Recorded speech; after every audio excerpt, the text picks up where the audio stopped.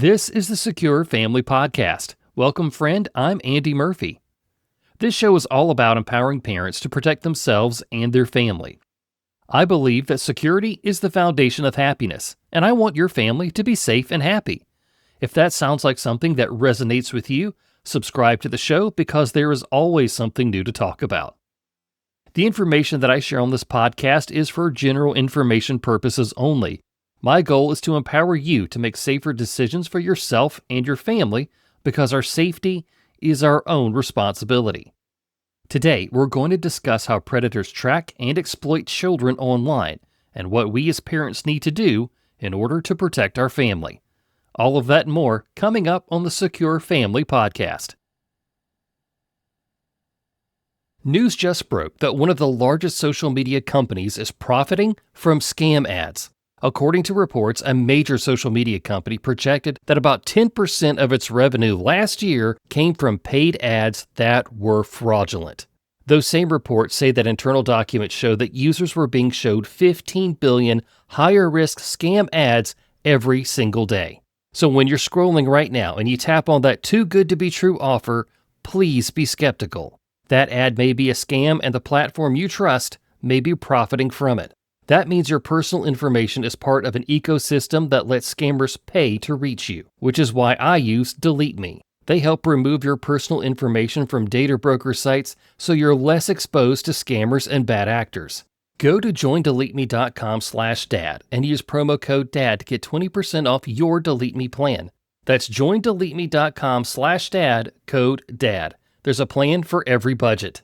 Delete Me is a sponsor of the Secure Family Podcast.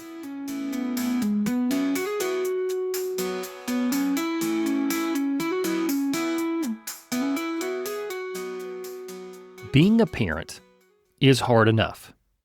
We've got to keep up with the school assignments that are not getting done, when there's going to be a time change in a soccer game, and of course, what are we going to have for dinner?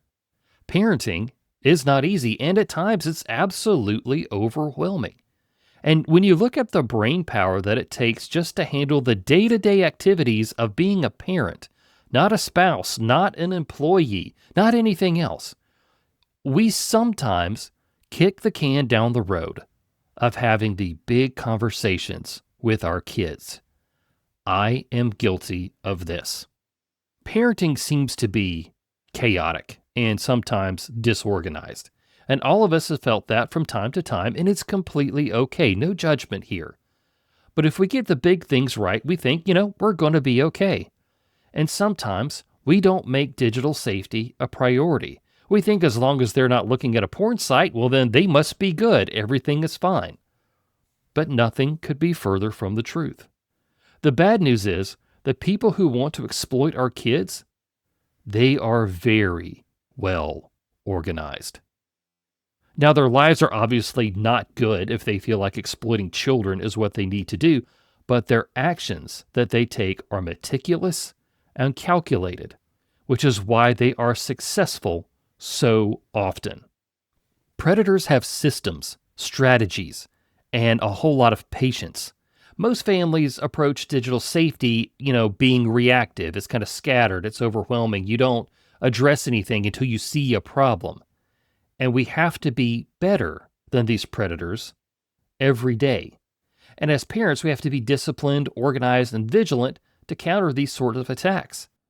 So, before we get into what we need to do, the responsibilities that we need to take, let's first look at how these predators operate, because when we know that, we can see the red flags. What a lot of people fail to realize about predators is that they are constantly honing their skills.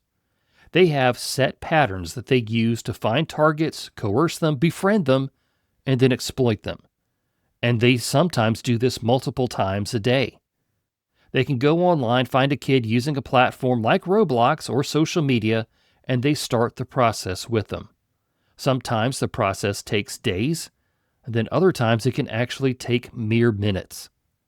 Nigeria is, for some reason, the sextortion capital of the world.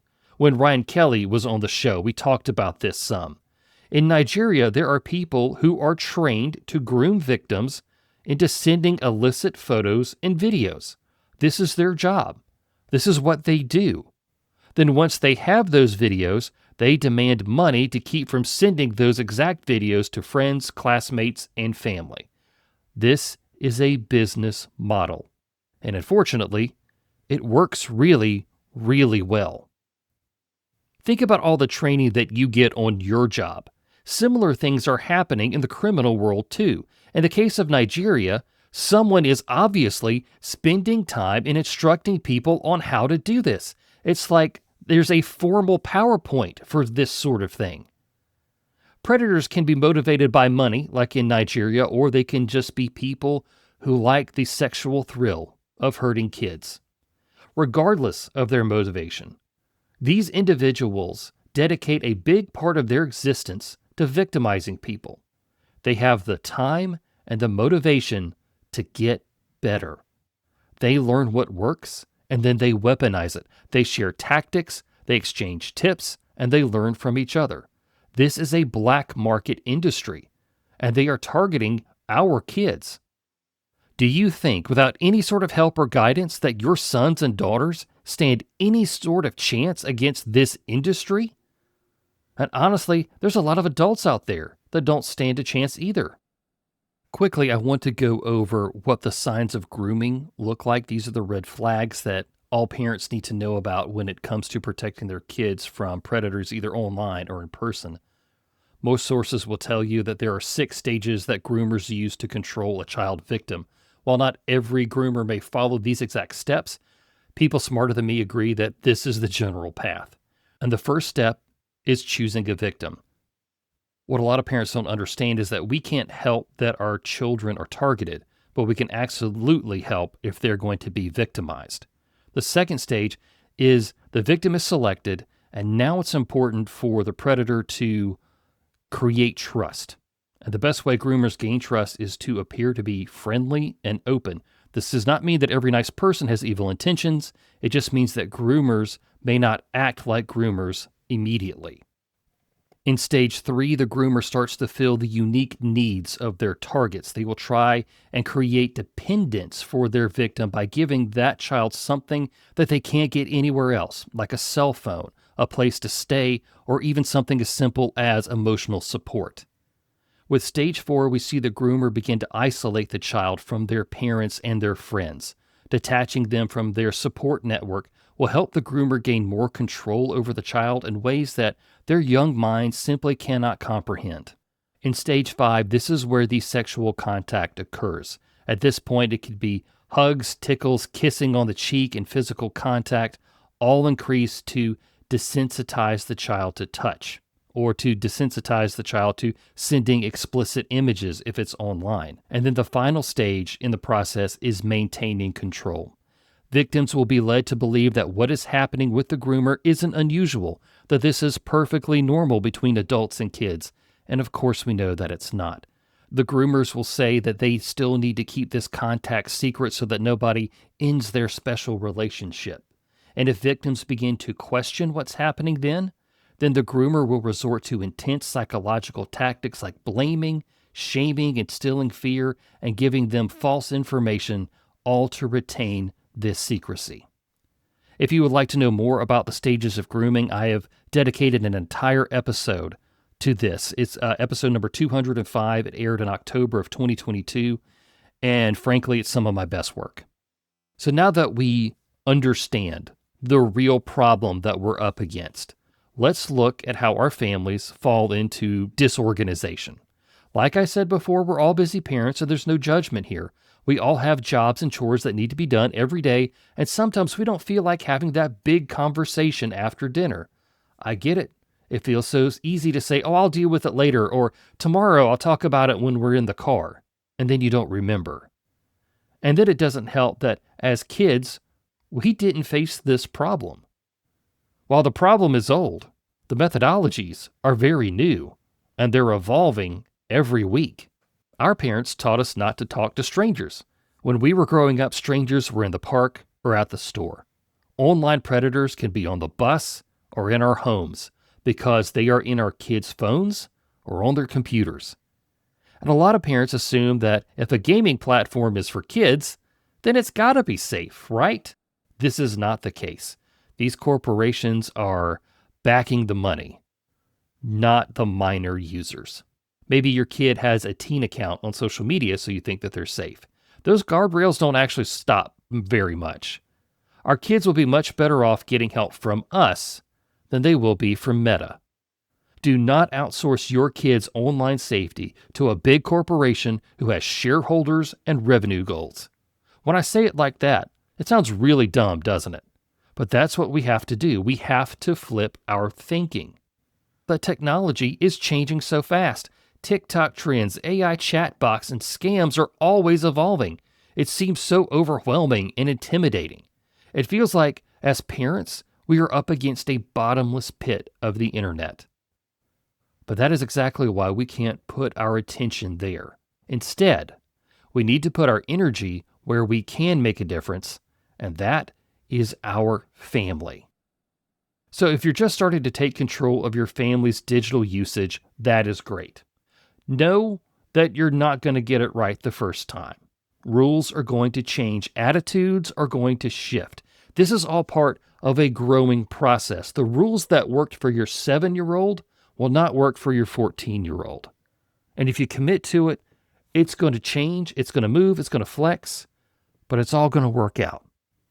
Think about that first bath time routine that you made. You changed that more than a few times, didn't you? Until it finally kind of sort of worked for everybody. But eventually you got it down. And the same thing is going to happen here. When we look at protecting our kids online, we hear the word monitoring. And that conjures up all sorts of thoughts and feelings. We want our kids to have their own lives and express themselves because we did when we were their age. But we also don't want to be helicopter parents either. So what is monitoring done right? Monitoring is a blend of boundaries, digital tools, routines, trust, and of course, hands-on work.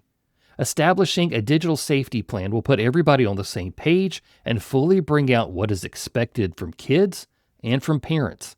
Investing in tools like smartphones for kids, Wi-Fi filtering, and parental controls will help you when you're not around.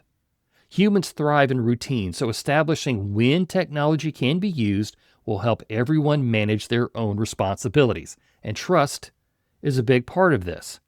Chances are you can trust your daughter to run the house while you're gone, but you're worried about your son burning the place down. That just happens. So trust levels are key to making sure that kids have the access that they have earned. And yes, we will have to look over their shoulders. We can't really get away from that. Plus, our kids really need to know that they can be caught by you at any moment. And that concern serves a good purpose. It will guide their behavior. So we've talked about digital safety plans. Let's actually outline one together that you can use to make something that works for your family. Please know that I realize that every family is unique, and what works for my family may not work for yours, and that's fine. We'll create just a general outline that we can all use. First, we need to establish the hard and fast rules of digital safety in our house. These can be when and where devices can be used. For example, for many reasons, kids do not need to have phones, tablets, or gaming systems in their room. This is not good for sleep, mental development, and it could lead to bad decisions and exploitation opportunities. Kids need to use devices in common areas. Another rule should be to address who they can message with online. Predators thrive on sliding into your kids' DMs. Make it clear that they can only message or voice chat with people that they know in real life. This is a rule for social media and for gaming. Establish upfront what the consequences are going to be. Taking away a digital privilege should not be a surprise for your kids. They need to know upfront at what they're looking at, and in the end, that's going to help you. Then share with them your expectations for how they conduct themselves online. Stress to them that what they do online is really going to follow them into the real world. The mean comment that they leave will hurt real feelings. The meme that they shared could be misinterpreted. People will screenshot your mistakes and use it against you. Kids should understand that they need to behave online as you expect them to do in the real world. Also share with them that people online are sometimes not who they pretend to be.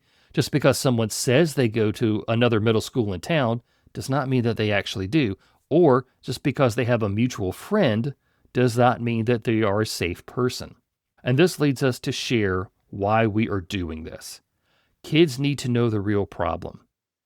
They need to understand that you are making this plan not to restrict their self-expression or, just because you're mean. Tell them about the red flags of predators and how these people will ruin your life for money. Let them know that predators are going to use methods to exploit them that will make them seem like good people. And be honest that while you know that they are smart, intelligent kids, they are not strong enough to fight an entire evil industry. If they can understand the why, then the rules will make sense to them and they'll buy into them more than just throwing them down and not explaining it. It won't solve all the problems, but it will get you moving in the right direction together as a family.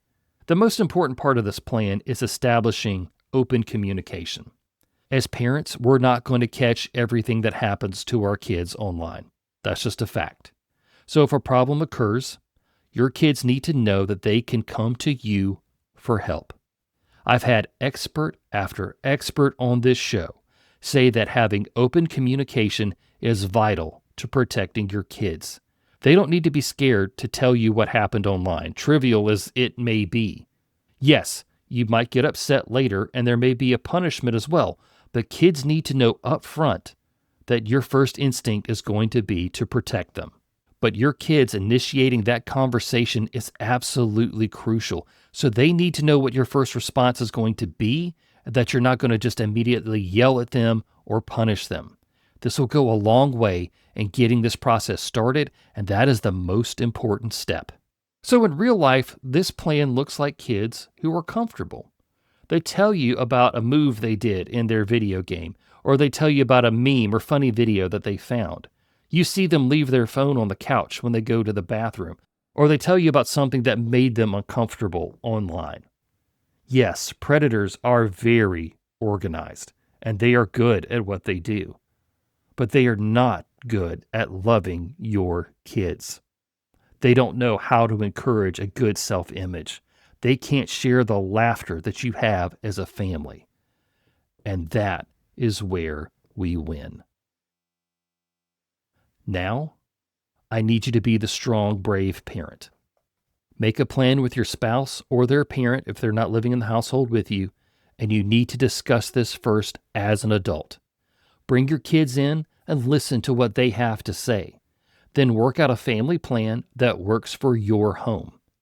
Chances are at some point a predator will find your child online. But when they do, you will have taught them how to protect themselves and know that they're loved. And a predator won't stand a chance.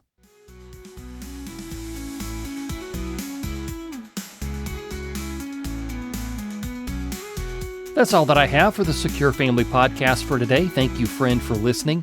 Take back your privacy and personal data with help from Delete Me. Get 20% off a privacy plan when using the code DAD at checkout. Delete Me is the official data removal service of the Secure Dad. If you enjoyed this episode or learned something new today, I'd be grateful if you'd follow the show, subscribe, or just leave a 5-star review. If you'd like to know more about the Secure Dad, join me on Instagram and TikTok. My username for both platforms is The Secure Dad. I'm Andy Murphy, reminding you that our safety is our own responsibility.